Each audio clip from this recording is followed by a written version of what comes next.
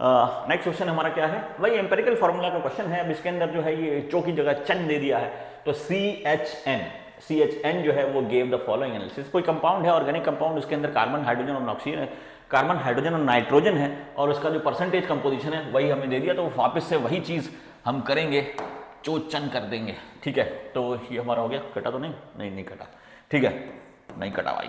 EMPR, तो E का मतलब एलिमेंटल कंपोजिशन, M का मतलब उसके मॉलिक्यूलर वेट से डिवाइड, तो ये देखते हैं यहाँ पर।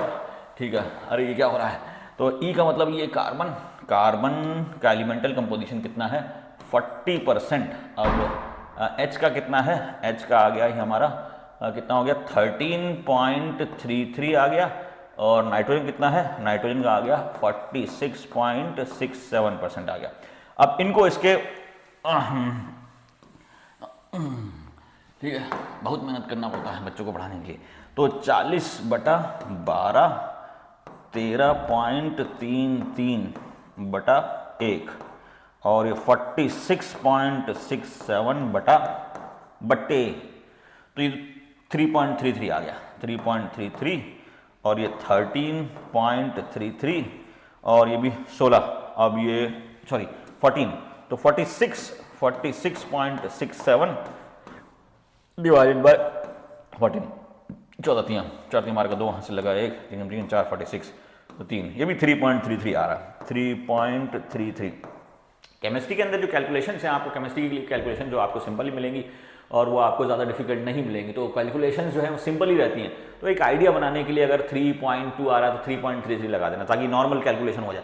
ठीक है, तो इसके अंदर 3.33 ये हमने कर लिया। अब इसके अंदर 3.33 जो है कॉमन है, इसको ले लेते हैं, 3.33 डिवाइडेड बाय 3.33, और ये 13.33 डिवाइडेड बाय 3.33, और ये फिर 3.33 डिवाइडेड बाय 3.33, तो ये आ जाएगा 1, और ये लगभग कितना आ जाएगा 4 के आसपास आ जाएगा, 4 3 12, ये 4, और ये आ जाएगा फिर 1, तो C1H4N ये आंसर आ जाएगा। ठीक है, तो EMPR आपको वही ध्यान रखना है, EMPR। ठीक है, तो बढ़ते हैं अपने नेक्स्ट क्वेश्चन की तरफ, यानी कि क्वेश्चन नंबर 37 था ये, अभी आ गया 38। The percentage weight of zinc in white vitriol. अब देखो ये जो विट्रियॉल है ना, ये इंपॉर्टेंट है। व्हाइट विट्रियॉल जहां पर भी हो, विट्रियॉल जो है कॉमनली सल्फेट के लिए या सल्फेट के लिए बोला जाता है। व्हाइट विट्रियॉल जिंक, व्हाइट विट्रियॉल बना रहता है जिंक के मैक्सिमम कंपाउंड जो है व्हाइट होते हैं। फिर ब्लू विट्रियॉल है, ब्लू विट्रियॉल होता है कॉपर सल्फेट, लेकिन वो पेंटाहाइड्रेट है, 5 होते हैं, 5 वाटर मॉलिक्यूल होते हैं। और एक होता है ग्रीन विट्रियॉल, ग्रीन विट्रियॉल मतलब फेरस सल्फेट, फेरस सल्फेट जो होता है वो ग्रीन होता है। तो ये विट्रियॉल जब भी वर्ड आएगा, राइट, चलो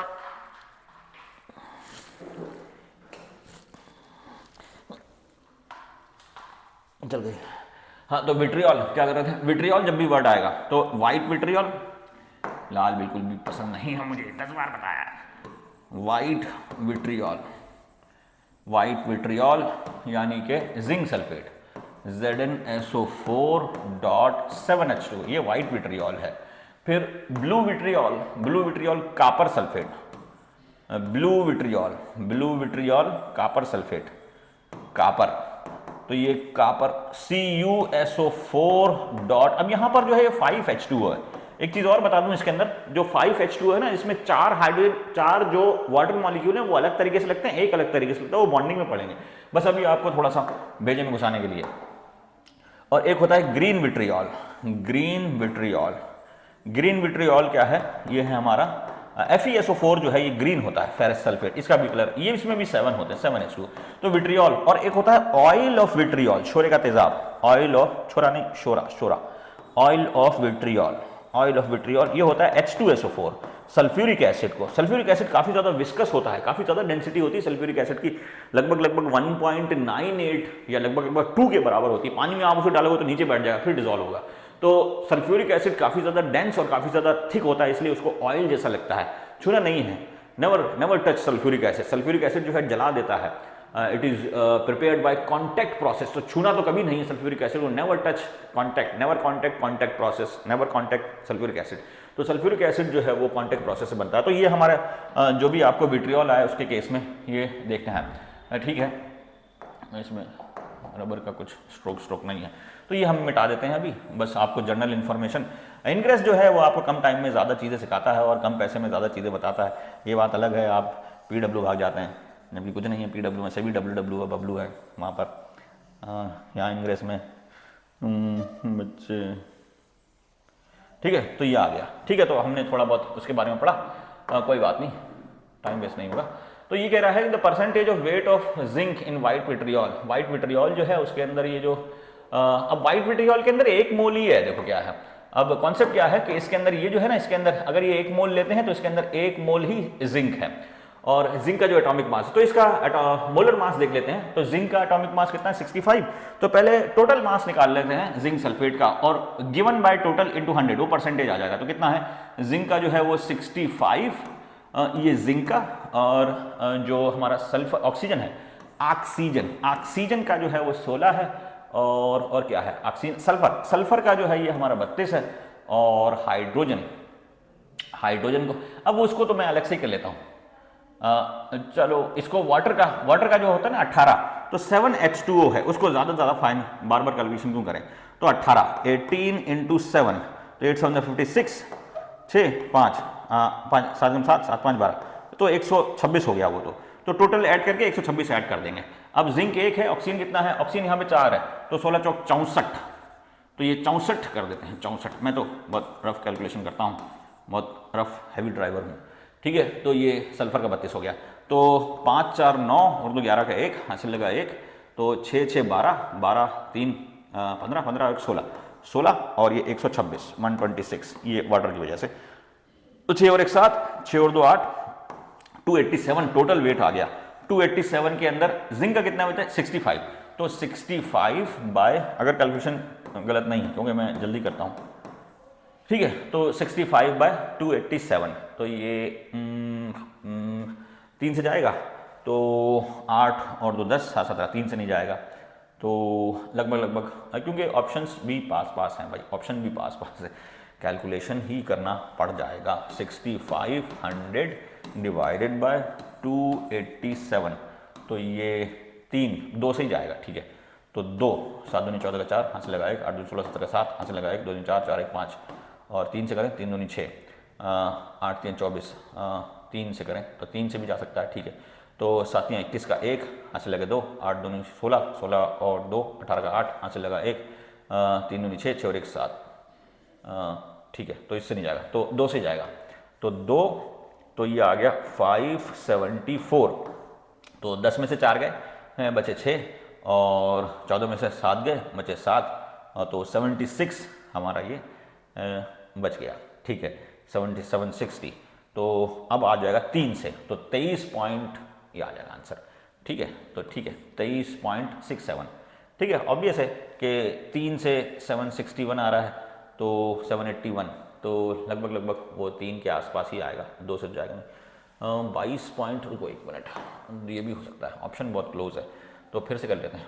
तो ये 157 वापस से 574, तो कितना चला गया? 10 में से 4 का बचा 6, और फिर ये 6 5 7 8 7 15 8, और इधर से 1 गया, 6 में से 186, तो 22.0 लगाया, तो 22.65, ठीक है। 287 × 6, 76 का 2 हासिल लगे 4, 8 48 48, और 4 ये हो गया 32 का 2 हासिल लगे 3, 6 दूनी 12 12 3 15, तो ठीक है 1522, तो 22.65 हो जाएगा, ठीक है। अप्रॉक्सीमेट यहाँ पे नहीं ले सकते आप अप्रॉक्सीमेट, क्योंकि ऑप्शंस बहुत नियर हैं, तो 22.65 ये हमारा हो जाएगा। करना क्या है कि परसेंटेज कंपोजिशन जब भी पूछा है, तो जिसका परसेंटेज कंपोजिशन पूछा है उसका मास डिवाइडेड बाय टोटल का मास और इनटू 100 कर देते हैं, क्योंकि परसेंट जो होता है वो टोटल में देखा जाता है। तो जो फ्रैक्शन है गिवन बाय टोटल, उसको 100 से मल्टीप्लाई कर देंगे तो परसेंट आ जाएगा, और फ्रैक्शन है गिवन बाय टोटल और उसको 10 की पावर 6 से मल्टीप्लाई कर देंगे तो पार्ट्स पर मिलियन आ जाएगा। ऐसी फ्रैक्शन गिवन बाय टोटल 10 की पावर 9 से मल्टीप्लाई करेंगे तो पार्ट्स पर बिलियन आ जाएगा, और फ्रैक्शन 6 की power 6 given upon total into 10 की पावर 12 से मल्टीप्लाई करेंगे तो वो ट्रिलियन आ जाएगा। तो पार्ट्स पर मिलियन, पार्ट्स पर बिलियन, वो वहां पर सॉल्यूशंस के अंदर इंपॉर्टेंट है, लेकिन पार्ट्स परसेंट, तो परसेंट का मतलब given by total into 100, cent मतलब 100 होता है, ठीक है। तो ये क्वेश्चन भी इजी था, कोई ज़्यादा गोलमेल वाला क्वेश्चन नहीं था। अब a metal oxide has a formula Z2O3, it can be reduced. अब ये जो मेटल ऑक्साइड है इसका फॉर्मूला है Z2O3 और it can be reduced by hydrogen to give free metal and water. तो ये ठीक है, ठीक है, metal and water 1 metal oxide requires, ठीक है।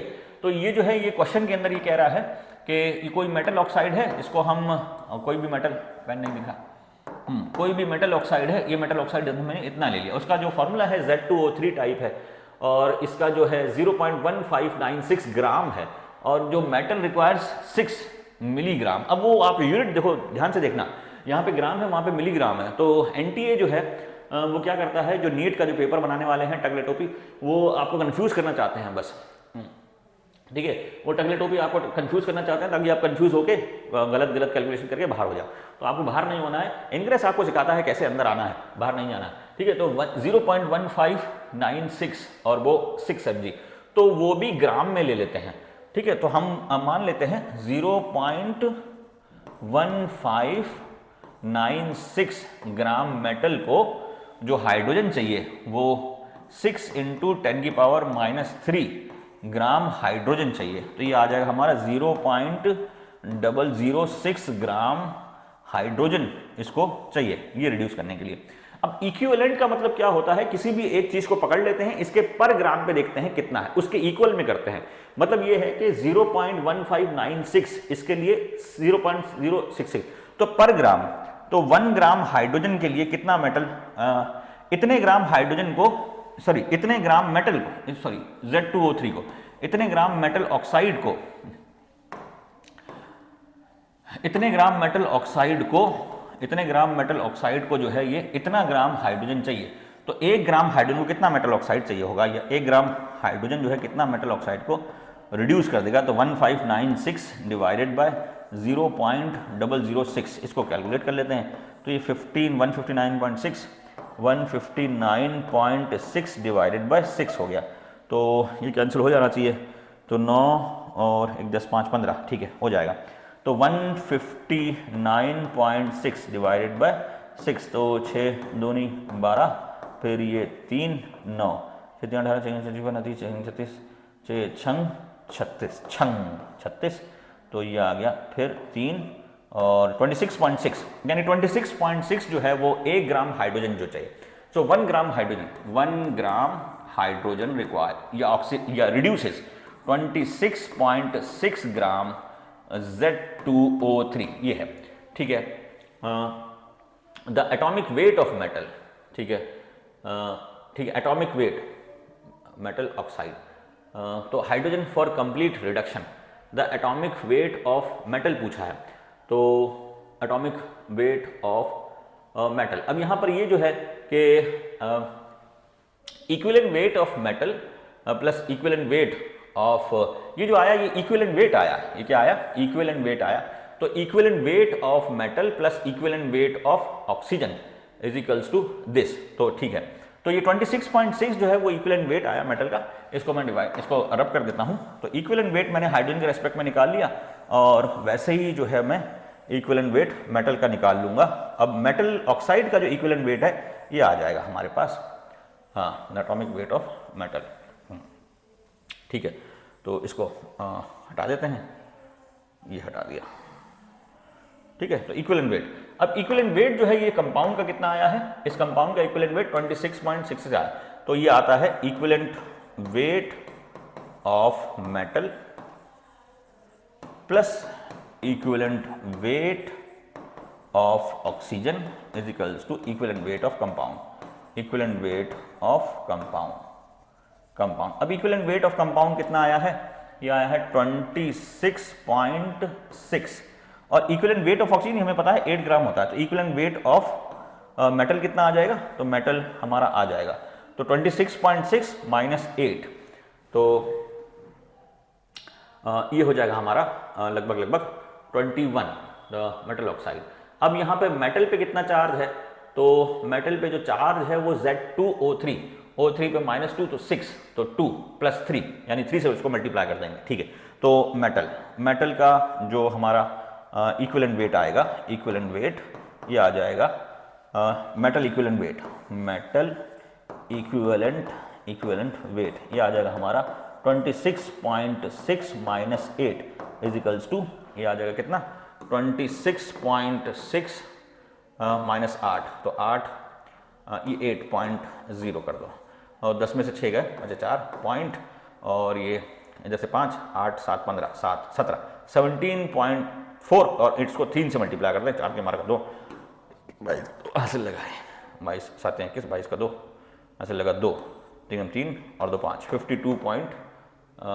55.8 के आसपास आएगा, 55.8 26.6 माइनस 8 तो 6 में से, अरे यार ये गलत हो गया, ये ठीक है, तो 26 पॉइंट माइनस में गलती कर दी, ठीक है 1 मिनट करते हैं अभी, ठीक है, तो ये आ गया हमारा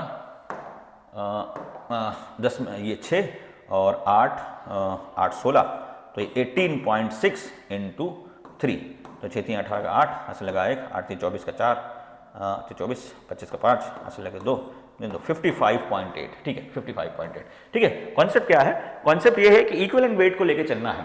तो जैसे हमने देखा कि जो हमारा जो मेटल है, मेटल जो कंपाउंड है Z2O3, इसका मास कितना है, इसका मास है 0.1596 और इसको रिड्यूस करने के लिए मैग्नीशियम हाइड्रोजन कितना चाहिए 6 मिलीग्राम, तो मैंने 6 मिलीग्राम को ग्राम में कन्वर्ट कर लिया, तो पर ग्राम हाइड्रोजन पर हाइड्रोजन के रेफरेंस में इक्विवेलेंट वेट निकाल लिया, फिर ऑक्सीजन के रेफरेंस में इक्विवेलेंट वेट निकाल, इक्विवेलेंट वेट चेंज नहीं होता कंपाउंड का, किसी के रेफरेंस में निकालो, फिर मुझे पता है यहां पर जो चार्ज आएगा मेटल का, क्योंकि Z2O3 है तो इक्विवेलेंट वेट इनटू चार्ज ये देता है आपको एटॉमिक वेट, ठीक है, तो इक्विवेलेंट वेट इनटू चार्ज, जैसे हम करते हैं ना इक्विवेलेंट वेट क्या निकालते हैं, तो इक्विवेलेंट वेट हम निकालते हैं atomic weight by charge, bye valency या फिर चार्ज। तो यहां पर जिंक की जो वैलेंसी आई, जैसे Z की जो वैलेंसी आएगी ना, Z जो है उसकी वैलेंसी +3 आएगी, क्योंकि हमें बैलेंस करना है, क्योंकि Z2O3 है, तो मैं इसको अगर करूं तो 2Z3 प्लस 3O2 माइनस, जब जाके ये बैलेंस होगा, क्योंकि -6 इधर है, तो इक्विवेलेंट वेट में मैंने मेटल का इक्विवेलेंट वेट निकाल लिया ऑक्सीजन के रेस्पेक्ट में, और वही इक्विवेलेंट वेट निकाला हाइड्रोजन के रेस्पेक्ट में, क्योंकि हाइड्रोजन इसको रिड्यूस कर रहा है, तो पर ग्राम हाइड्रोजन पे मेरा कितना इक्विवेलेंट वेट आ रहा है 26.6, तो ऑक्सीजन के रेफरेंस में भी वो इक्विवेलेंट वेट वही आएगा, तो equivalent weight of metal plus equivalent weight of oxygen, तो 26.6 आना चाहिए।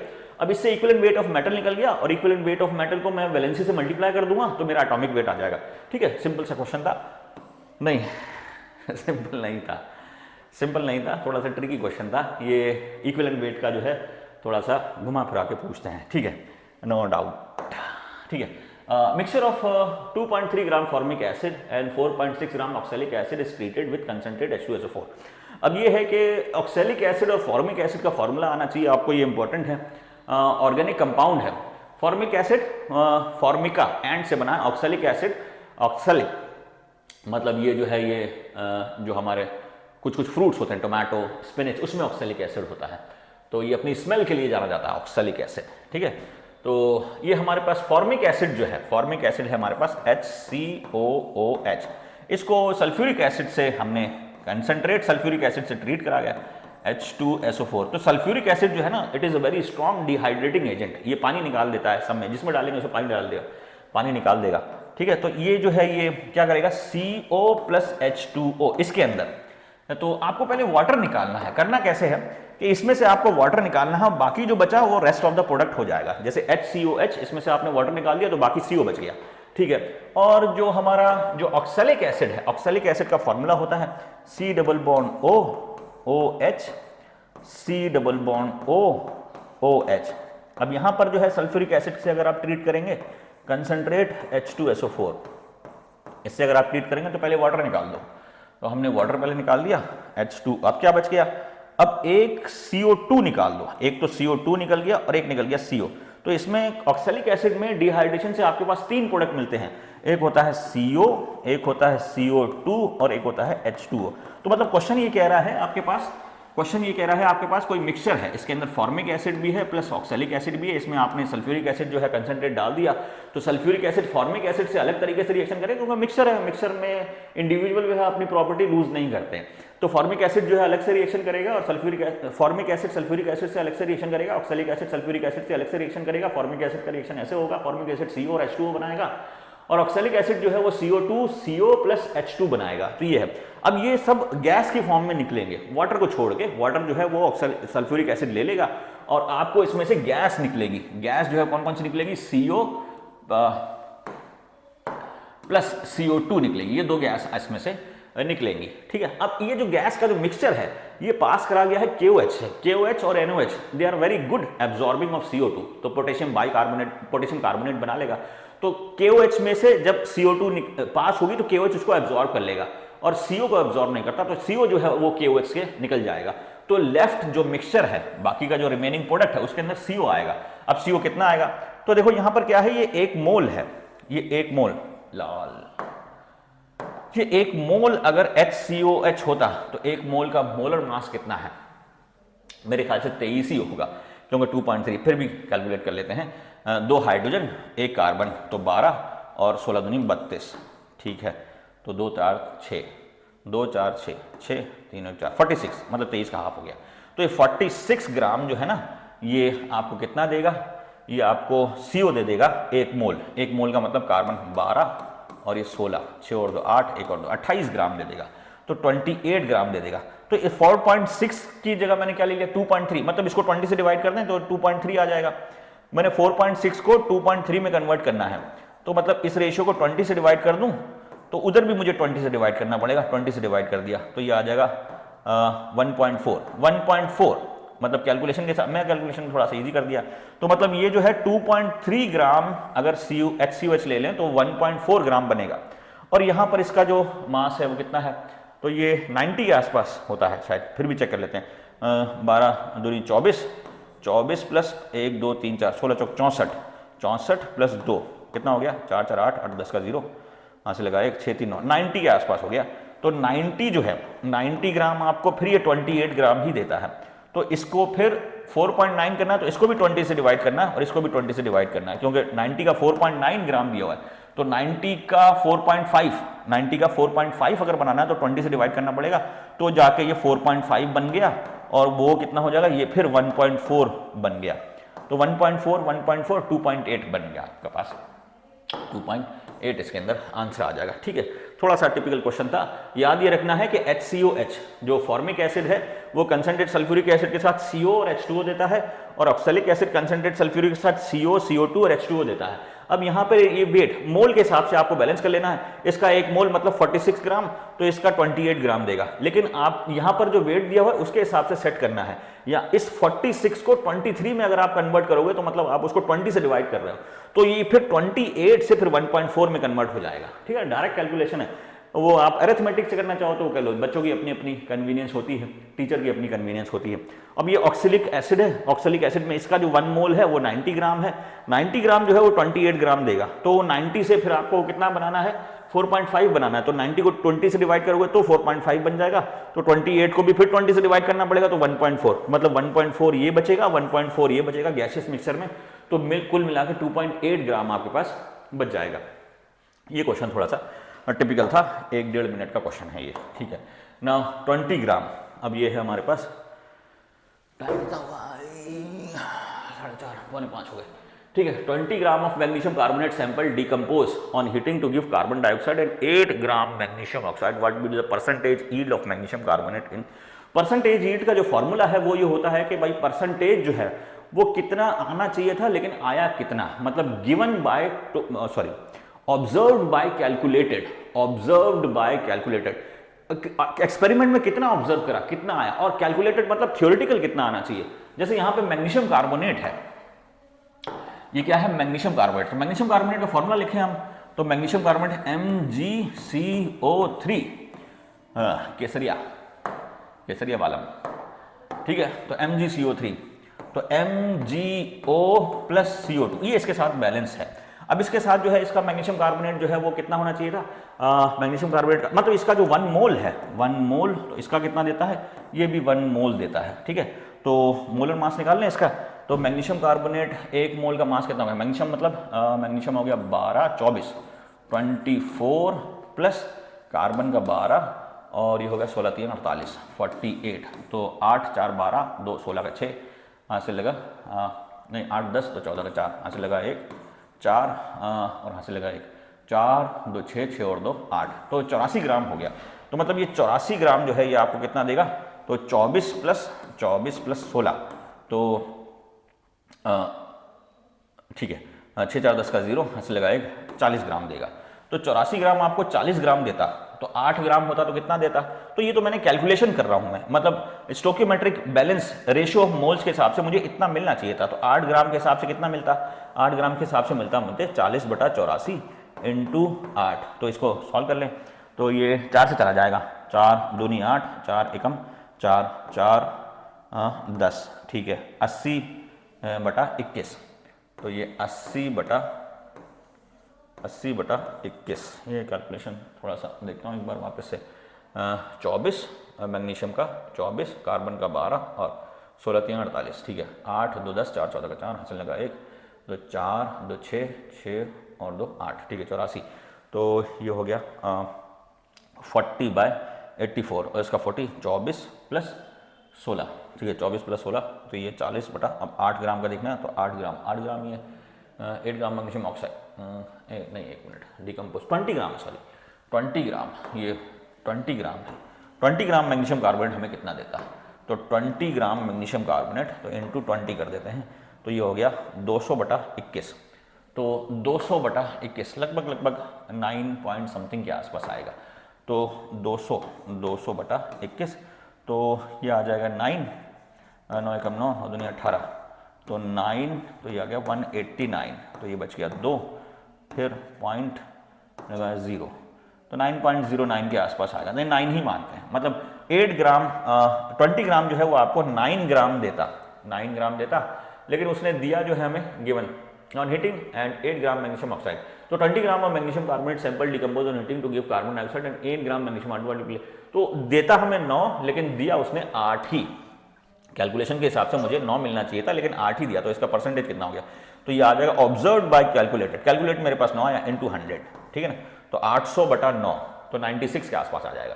तो 800/9, तो 9 9 जा 81, 9 7 जा 63, 8 9 जा 72, ठीक है, 8 9 72, फिर ये हो गया 8, फिर लगाया 0 0 84, तो कैलकुलेशन में थोड़ी बहुत मिस्टेक, 84 और ये 40 कहाँ गलत हो गया, तो 84, इसका 84 हो गया, 20 40/84 इंटू 20, ठीक है, तो 9.09, तो कितना हो गया 8 8/9, 8/9, 8 9 जा 72, 9 9 जा 81, ठीक है, तो 84 के आसपास ही आएगा, 84 के आसपास ही कैलकुलेशन आएगी। तो ये क्या हो गया 8 9 72, 8 9 72, तो इधर बच गया 8, फिर इधर 8, फिर ये 8 9 8 चौक 9 चौक 36 36 तो नहीं आया, 8 8 64, ठीक है, लगभग ये अंदर ही है हमारे पास। नेक्स्ट क्वेश्चन में क्या दिया हुआ है, जैसे ये हमारे पास जो रिएक्शन है, हमारे पास AgNO3 जो है, AgNO3 मिक्स कर रहे हैं हम NaCl के साथ। तो सबसे पहले इसका इक्वेशन लिख लेते हैं, तो हम इक्वेशन लिख लेते हैं Ag, ठीक है, वाइट ले लेते हैं, ये AgNO3 प्लस NaCl, अब ये बन जाएगा, डबल डिस्प्लेसमेंट रिएक्शन है, तो AgCl बन जाएगा, AgCl का प्रेसिपिटेट बनता है, और NaNO3 जो है सोडियम नाइट्रेट, ये जो है ये सॉल्युबल रहता है, तो इसका प्रेसिपिटेट बन जाएगा। अब यहाँ पर देखिए ये मोलर रेशियो जो है, इसका 1 मोल जो है ये इसके 1 मोल से रिएक्शन करता है, तो इसका 1 मोल बनता है, ठीक है, अब और इसका भी 1 मोल बनता है, तो ये तो हमारा स्टोकियोमेट्रिक इक्वेशन आ गया, ये हमारा स्टोकियोमेट्रिक इक्वेशन आ गया। अब इसके हिसाब से जो है क्या है, हम ये देख लेंगे 16.9% 50 ml का, इसमें कितना आ जाएगा, तो पहले तो इन सबका मोलर मास निकाल लेते हैं। तो AgNO3 का मोलर मास कितना आएगा, AgNO3 का मोलर मास, AgNO3 का मोलर मास आ जाएगा, ये कितना है, Ag का 107.8, नाइट्रोजन का 14.0 और ऑक्सीजन का क्योंकि 3 है तो 16 3 48, 48.0, तो ये 8 और ये 8 4 12 12 7 19 का 9 से लगा 1, तो 4 2 6 4 2 6 और ये 169.8, तो मैं लगभग इसको 170 मान लेता हूँ, 170 मान लेता हूँ इसको, और ठीक है, तो इसको 170 मान लेते हैं। अब NaCl का मोलर मास मुझे पता ही है, NaCl का मोलर मास कितना होता है 58.5। सो NaCl का जो मोलर मास है 50, थोड़ी बहुत चीज़ें याद भी होना चाहिए, हर चीज़ को याद करने निकालने बैठोगे तो टाइम नहीं रहेगा। तो 58.5 और ऐसे ही जो है AgCl का जो मोलर मास है, AgCl का मोलर मास जो है वो आ जाएगा 107.8 प्लस क्लोरीन 35.5, ये आ जाएगा 5 तरह का 3 से लगा 1, 7.12 तरह का 3 से लगा 1, 3 और 1 4, 143.3, 3 से लगा 1, 7.12 तरह का 3 से लगा 1, 3 4 4, ठीक है। तो ये आ जाएगा 1। तो मैं इसको फिर मोलर मास से फिर मैं इसको जो मास का रेशियो इसमें कन्वर्ट कर लूंगा, मतलब 1 मोल का मास आ गया 170 ग्राम और इसका आ गया 58.5 ग्राम और इसका आ जाएगा 143.3 ग्राम। अब ये जो है ये 16.9% 50 ml का कितना देगा, तो मैं 50 ml अगर सॉल्यूशन है तो इसका 16.9% कितना होगा, तो मतलब 100 होता तो 16.9 होता, लगभग 17 होता, मैं इसको 17 मान लेता हूँ। तो अगर सॉल्यूशन जो है 100% होता, अगर सॉल्यूशन 100 ml होता, सॉरी, अगर सॉल्यूशन जो है वो 100 ml होता, if solution found to be 100 ml, अगर सॉल्यूशन 100 ml होता AgNO3 का, तो उसके अंदर 17% मैं मान रहा हूं उसको, अप्रोक्सीमेटली कैलकुलेशन को इजी करने के लिए मैं इसको 17% मान रहा हूं। तो 50 ml में कितना होगा, 50 ml में इसका आधा हो जाएगा, तो 17 का आधा हो जाता है 8.5। तो यहां पर ये 8.5 के अप्रोक्सीमेट आ गया 8.5, और यहां पर NaCl जो है वो अगर NaCl 100% होता तो 5.8 है, और ऐसे ही अगर NaCl, अब NaCl का देख लें 5.8 का आधा कितना हो जाएगा, क्योंकि 50 ml है, अगर 100 ml सॉल्यूशन होता तो उसका 5.8 होता ग्राम, और लेकिन यहां पर 50 ml है तो 5.8 का आधा कर देते हैं, 5.8 का आधा कर देते हैं, तो ये हो जाएगा 2.9, ठीक, 2.9 ग्राम हो गया, 2.9। तो ये लगभग जो है ना, इसको इक्वेशन को 20 से डिवाइड करा है इन्होंने, मतलब 170 का 8.5 अगर मैं करूं तो इसको लगभग 20 से डिवाइड कर दिया, 58.5 को फिर मैं 20 से डिवाइड करूं तो ये 2.9 हो जाएगा, तो उसको भी मैं 20 से डिवाइड करूं। मतलब क्या है कि स्टोइकियोमेट्री के अंदर ना रेशियो कंजर्व रहता है, मतलब अगर मेरे पास कंपोजिशन ये होती तो मेरे पास ये बनता इस रेशियो में, लेकिन इससे फिर मैंने इसको इसमें कन्वर्ट करा है जो गिवन है data.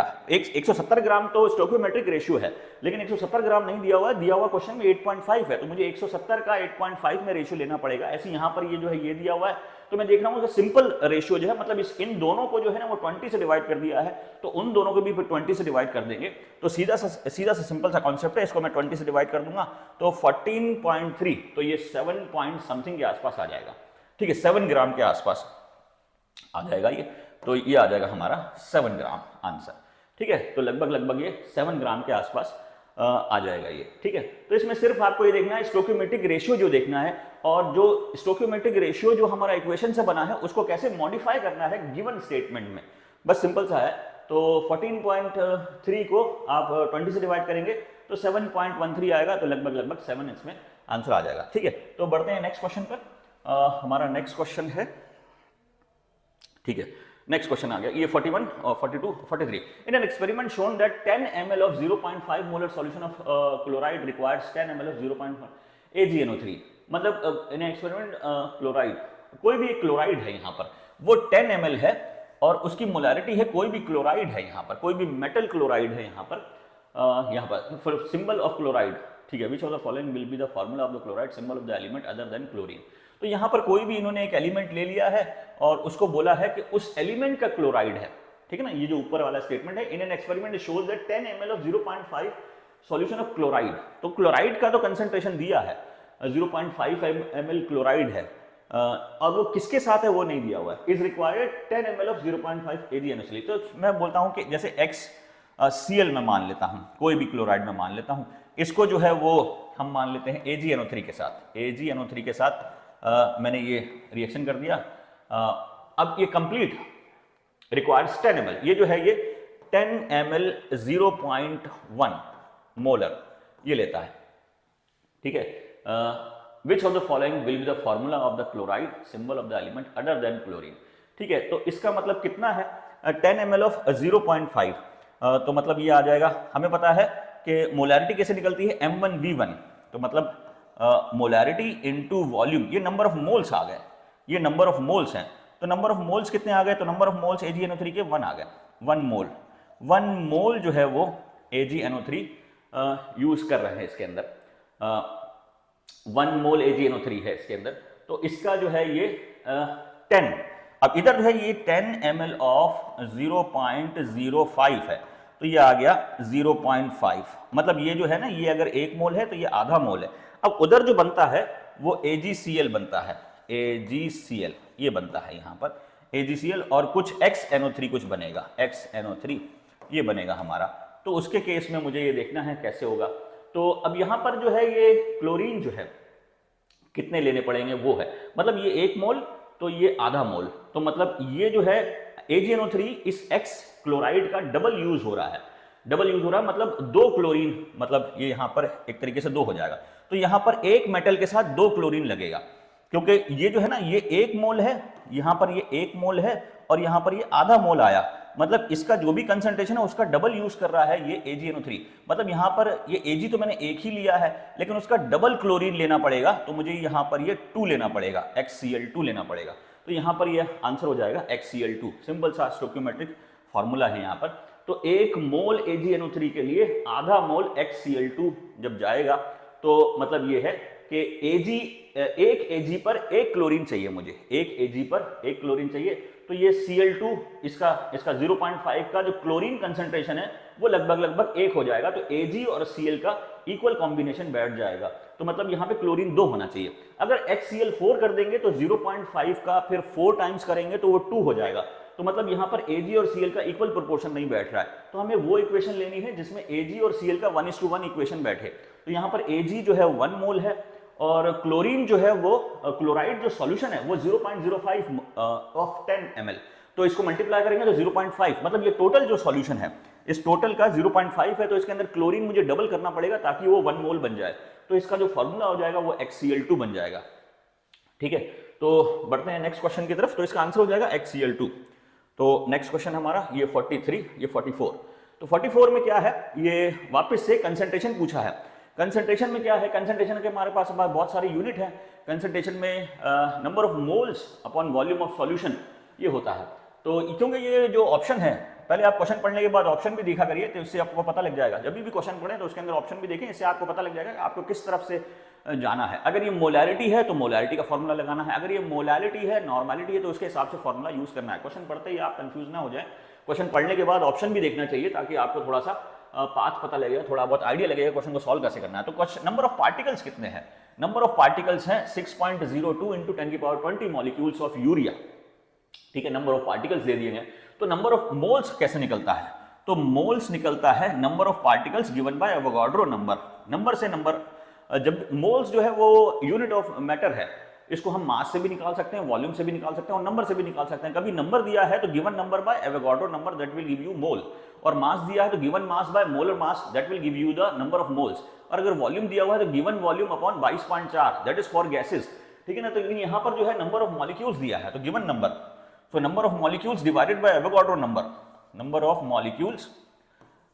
molecules divided by Avogadro number, ये Na, तो ये मोल्स आ गया, ये मोल्स आ गया। अब इस मोल को मैं वॉल्यूम से डिवाइड कर दूंगा, 100 ml वॉल्यूम दिया हुआ है तो मोलैरिटी आ जाएगा। तो इस मोल को मैं हटा देता हूं और यहां लिख देता हूं मोलैरिटी, मोलैरिटी लिख देता हूं, और इसको इनटू वॉल्यूम ऑफ सॉल्यूशन 100 है तो इनटू 1000 कर देंगे। अब ये मेरे पास एक फॉर्मूला बैठ गया कैलकुलेशन करने के लिए, अब इसके लिए आपके लिए सिंपल हो गया। ठीक है, तो ये हम देख लेते हैं इसके अंदर कितना है, तो ये आ जाएगा हमारा 6.02 into 10⁻20 divided by Avogadro number, Avogadro number आ जाएगा 6.022 इंटू 10⁻23 इंटू 100 और ऊपर आ जाएगा 1000। तो सबसे पहले पावर को सॉल्व कर लीजिए, पावर को सॉल्व करने के बाद जो है आपको एक आइडिया आ जाएगा कि आपका पावर कट पिट जाएगा, तो ये आ जाएगा 10⁻³ अब इसको लगभग हम कैंसिल कर देते हैं और ये आ जाएगा हमारा 10⁻³ इंटू 1000 बाय 100, तो ये बचेगा हमारा, तो 10⁻², तो ये हमारा आंसर हो जाएगा 0.01। वाइट से दिखना ही रहा, 0.01 ही हमारा आंसर हो जाएगा। 10⁻² बच जाएगा क्योंकि ये 100 से 100 कैंसिल हो गया, तो ये 10⁻³ इंटू 10 दैट इज 10⁻², 10⁻² मतलब ये बैठता है। तो सिंपल सा क्वेश्चन था, इसके अंदर आपको ज्यादा टाइम नहीं लगती है, 30-35 सेकंड का ये क्वेश्चन था हमारा, ठीक है। 45 क्वेश्चन की तरफ पढ़ते हैं। What is the OH in the final solution prepared by mixing 20 ml of 0.0 हाँ 0.050 मोल HCl with 30 ml of 0.10 barium hydroxide. अब ये जो है इसके अंदर जो है नॉर्मेलिटी वाला जो कॉन्सेप्ट लगाएं आप, वो ज्यादा अच्छा है। तो यहां पर नॉर्मेलिटी देखो इसकी जो है हमारे पास जब भी ये एक न्यूट्रलाइजेशन रिएक्शन है, तो इसके अंदर पहले हम इक्वेशन लिख लें। तो HCl जो है HCl, ठीक है, colour combination, colour blindness, HCl plus BOH बाउट्राइक्साइड, बेरियम हाइड्रोक्साइड, ब्राइटा वाइटर भी बोलते हैं इसको, ब्राइटा। अब ये हो जाएगा हमारा, तो इसके लिए हम क्या करें, तो BaCl2, ये BaCl2 प्लस और H2O, इसको बैलेंस कर लेते हैं। तो ये हमारा 2 ले लेते हैं, ठीक है, और वो 2H2O हो जाएगा, ठीक है, 2H2O। अब ये जो है ये बैलेंस हो गया, हाइड्रोजन जो है 4 हो गए, जन 4 हो गए, और ऑक्सीजन जो है वो 2 हो गया, और बा जो है वो 1 हो गया, और क्लोरीन जो है वो 2 हो गया, ठीक है। ये इक्वेशन बैलेंस है, मतलब इसका जो है वो 1 मोल लूंगा तो इसका 2 मोल। अब इसका N1V1 निकाल लेते हैं, N1V1, ठीक है। अब ये मिक्स कर रहा है, ठीक है, तो मतलब इसमें देख लेते हैं पहले इसका N1V1 और इसका N2V2 निकाल लेते हैं। तो फिर ये बतेगा ये मेरे पास कितना बच गया, कौन ज्यादा है। अगर बेस ज्यादा है तो सॉल्यूशन बेसिक हो जाएगा, और अगर एसिड ज्यादा है तो सॉल्यूशन एसिडिक हो जाएगा, ठीक है।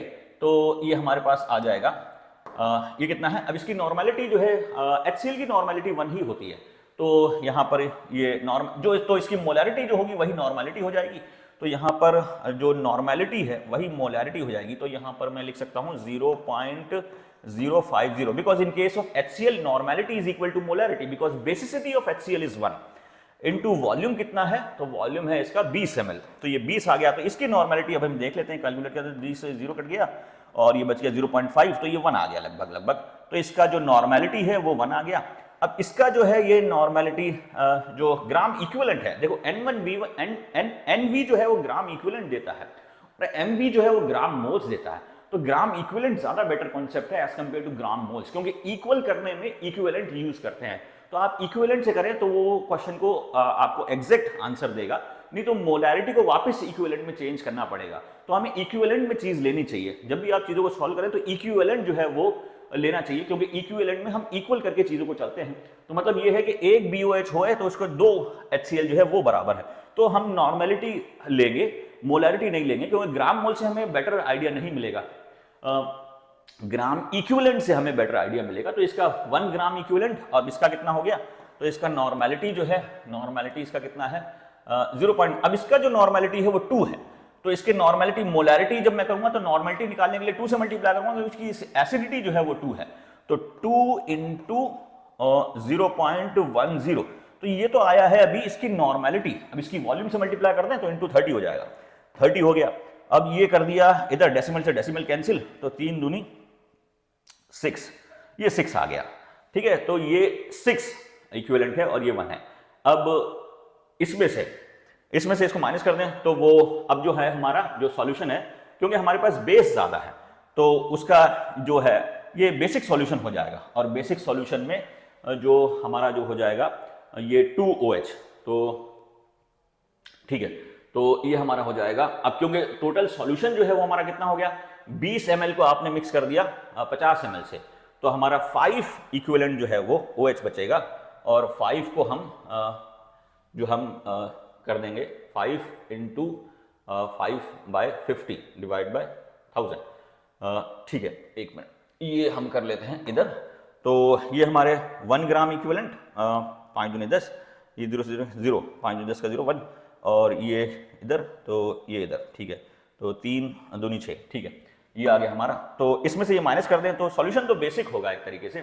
What is the OH minus, अब बेसिक कितना होगा, तो ये हम देख लें, ये हो जाएगा हमारा 5 ग्राम इक्विवेलेंट, 5 ग्राम इक्विवेलेंट हमारे पास बचेगा। 5 ग्राम इक्विवेलेंट क्या है, OH माइनस, तो मोलैरिटी है। अब हमें पता है मोलैरिटी इक्वल टू, या normality equal to molarity into basicity, ठीक है, ठीक है। अब यहां पर जो ये है हमारा 5, ये 5 आया, और मोलैरिटी हमें निकालना है, तो बेसिसिटी मैंने इसका 2 लिया है, तो इसका हो जाएगा 5 बाय 50, टोटल वॉल्यूम कितना आ गया 50 इंटू 100, 5/50, तो ये आ जाएगा 0.10, 0.10। तो इसके अंदर ये हमारा जो हमारी, क्योंकि OH जो आयन है वो पूछा है, तो उसके केस में OH आयन जो OH माइनस पूछा है, तो उसके केस में उसकी बेसिसिटी 1 ही मानी जाएगी, क्योंकि एक OH माइनस जो आयन है वो ग्राम इक्विवेलेंट में भी उतना ही होगा जितना ग्राम मोल्स में होगा, एक OH की बात कर रहे हैं। तो उसके केस में यहाँ पर मेरे पास बचेगा 5, और 5 का वॉल्यूम जो टोटल आया वो मेरे पास आया 30 ml ये और 20 ml ये, दोनों को मिक्स कर दिया तो 50 ml आ गया, तो 5/50 यानी कि ये आ जाएगा 0.10। ठीक है, तो इसका आंसर आ जाएगा 0.10। ठीक है, क्वेश्चन आया तो ये इक्विवेलेंट में आप ले, पहले नॉर्मेलिटी को वॉल्यूम से मल्टीप्लाई कर दें, तो ये हमारा 1 HCl आ गया, 1 ग्राम इक्विवेलेंट ऑफ HCl, फिर ये 6 ग्राम इक्विवेलेंट ऑफ BOH हो गया, फिर इसमें से ये माइनस कर दिया तो मेरे पास 5 ग्राम इक्विवेलेंट ऑफ NaOH बचा। अब sorry 5 gram equivalent of OH minus बचा, 5 gram equivalent of OH minus बचा, और 5 ग्राम इक्विवेलेंट को फिर मैंने वॉल्यूम से डिवाइड कर दिया, तो मेरे पास फिर उसकी कंसेंट्रेशन आ गई। तो कंसेंट्रेशन के केस में मैंने उसको टोटल वॉल्यूम को मिक्स करा, तो टोटल वॉल्यूम कितना हो गया, 30 ml ये है और 20 ml ये है, तो टोटल वॉल्यूम हो गया मेरे पास 50, और 5 ग्राम इक्विवेलेंट है तो उसको 50 से डिवाइड कर दिया। तो उसके केस में क्योंकि OH हो या H+ हो, सिंगल H+ या फिर सिंगल OH माइनस के लिए मोलैरिटी और नॉर्मेलिटी बराबर ही होगी, क्योंकि उसके केस में एक H+ ही काउंट होगा। तो यहां पर जो है OH माइनस पूछा है, OH माइनस तो डिस्पर्स हो गए सॉल्यूशन में, तो इसके केस में ग्राम इक्विवेलेंट और ग्राम मोल बराबर ही होगा, तो नॉर्मेलिटी से निकाले मोलैरिटी से बात बराबर ही है, तो उसके अंदर बेसिसिटी 1 ही मानेंगे हम। ठीक है, तो ये हमारा ये क्वेश्चन। अब now next question, 10 gram of hydrogen and 64 gram of oxygen were filled in a steel vessel and exploded. Amount of water produces in this reaction. ठीक है, ये लिमिटिंग रिएजेंट का जो है क्वेश्चन है, लिमिटिंग रिएजेंट के हिसाब से आपको करना है ये। तो हमारे पास कितना है हाइड्रोजन ऑक्सीजन, तो पहले इसका बैलेंस केमिकल इक्वेशन लिखा लें, H2 + O2 that will give you H2O। अब इसको बैलेंस कर देते हैं, तो ये 2 कर देते हैं और इसको भी 2 कर देते हैं, ये हमारे पास इक्वेशन बन गई। मतलब 2 हाइड्रोजन जो है वो एक ऑक्सीजन के साथ रिएक्शन करके 2 वाटर बनाते हैं। तो मतलब गिवन क्या है, अब जो गिवन है वो यहाँ पर मास है और ये भी मास है, तो और जो फाइनल आंसर है वो इक्वेशन के अंदर मोल्स है, तो मैं मास का ही लेके चलता हूं और मास को फिर मोल्स में कन्वर्ट कर देता हूं। तो अगर मेरे पास ये मेरे पास कितना है H2 2 ग्राम, तो 2 H2 है, तो 2 H2 का मास आ जाएगा, ये आ जाएगा 4 ग्राम, तो 4 ग्राम हाइड्रोजन के लिए ऑक्सीजन कितना आ जाएगा, ऑक्सीजन आ जाएगा 32 ग्राम, तो मेरे पास ये बनेगा 18 दूनी 36 ग्राम। हाँ, ये करने के बाद ये भी देखेंगे आप कंजर्वेशन ऑफ मास फॉलो करा गया है कि नहीं करा गया, तो इसके अंदर कंजर्वेशन ऑफ मास फॉलोज है, मतलब 32 + 4 कितना हो गया 36, तो ये कंजर्वेशन ऑफ मास जो है फॉलो है। अब जो गिवन है उसके हिसाब से मैं देख लेता हूं, तो इसने मुझे 10 दिया है, 10 ग्राम, और ये जो दिया है 64 ग्राम दिया है, 64 ग्राम दिया है, और ये पूछा है ये कितना होगा। ठीक है, तो देखो इसके अंदर क्या है, अगर आप 32 को देखोगे तो 32 से 64 पे जा रहा है, तो मतलब इस इक्वेशन को मतलब ये इसका जो है इसने डबल करा है, तो मुझे इसका भी डबल करना पड़ेगा, लेकिन ये डबल से ज्यादा हो गया यहाँ पे 10, मतलब अगर ये 8 होता तो पूरी इक्वेशन 2 से मल्टीप्लाई करके वो सीधा आंसर निकाल लेता, लेकिन यहाँ पर जो है 32 का तो 64 है, मतलब इसका तो डबल दिया, लेकिन इसका भी डबल अगर देता तो इक्वल बनता, फिर वो कंजर्वेशन ऑफ मास फिर वो सीधा आंसर आ जाता, लेकिन इसका जो है वो डबल से ज्यादा दे दिया, तो मेरे पास ये लिमिटिंग रिएजेंट हो गया। ये मतलब 64 ग्राम के लिए मुझे 8 ग्राम ही हाइड्रोजन चाहिए, तो मेरा फिर लिमिटिंग रिएजेंट से ही प्रोडक्ट बनता है, मतलब ये 64 ग्राम के लिए 8 ग्राम ही खाएगा, अब 2 ग्राम तो ये बच गया, तो रिएक्शन होगा 8 ग्राम में और 64 ग्राम में, तो फिर वो कितना बनेगा, तो फिर सीधा है मेरे पास ये जो है इक्वेशन बन गया, तो मतलब इसमें से 2 ग्राम हाइड्रोजन बच जाएगा, बचने दीजिए कोई बात नहीं। हमारे पास जो है 64 ग्राम जो ऑक्सीजन है वो लिमिटिंग रिएजेंट है, ऑक्सीजन यहाँ पर जो गिवन ऑक्सीजन है यानी 64 ग्राम ये लिमिटिंग रिएजेंट है, तो ये लिमिटिंग रिएजेंट 64 ग्राम में से 8 ग्राम ही खाएगा, 2 ग्राम बच जाएगा, तो इक्वेशन बनेगा हमारा 64 8, फिर वो डबल का इक्वेशन बन गया, मतलब इस इक्वेशन को डबल कर दिया तो वो भी डबल हो जाएगा, तो 36 दूनी 36 ग्राम का 2 मोल होता है, तो उसका डबल कर देंगे तो 4 हो जाएगा, चलो फिर भी कर लेते हैं, तो 4 ग्राम से तो इसका हो जाएगा हमारा 36 ग्राम का 2 मोल, तो इसका जो है डबल कर दिया तो 4 मोल सीधा हो जाएगा। ठीक है, सिंपल सा क्वेश्चन था, ये 30-35 सेकंड का क्वेश्चन था। ठीक है।